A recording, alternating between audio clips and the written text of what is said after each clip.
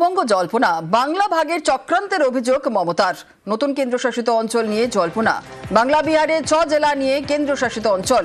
কোনোভাবেই বাংলা ভাগ বরদাস্ত নয় তো মমতার। কেন্দ্র সরকারকে চরম হুঁশিয়ারি তৃণমূল নেত্রীর।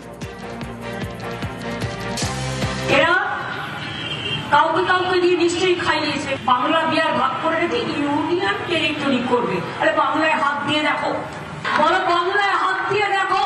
ওদের ধান্দাবাজি হচ্ছে বাংলাটাকে ভাগ করা, আবার একটা বঙ্গভঙ্গ করা। বিহারিতে একবার ভাগ করেছে, বিহার ঝাড়খণ্ড হয়েছে, বড় ছিল। বিহারিতেও ভাগ করার চেষ্টা করছে। আমরা পরিষ্কার বলি, ডাবল ইঞ্জিন সরকার যেখানেই ক্ষমতায় থাকবে সেখানেই লুটে পুটে খাবে। এটাই ওদের কাজ।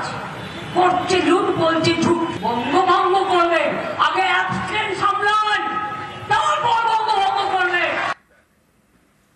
কমিশনের বিরুদ্ধে চড়া সুর কল্যাণ বন্দ্যোপাধ্যায়ের। বিচারাধীন 7 লাখের মধ্যে 3 লাখ নাম বাদ দেওয়ার অভিযোগ।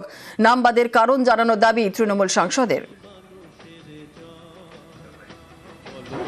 এখনো পর্যন্ত আমরা জানতে পারছি মাত্র 7 লাখ মতো কেস অ্যাডজুডিকেট হয়েছে।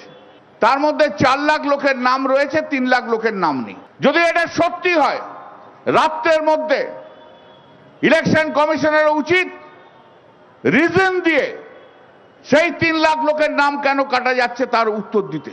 এটা জমিদারি নয়, মনসবদারি নয়।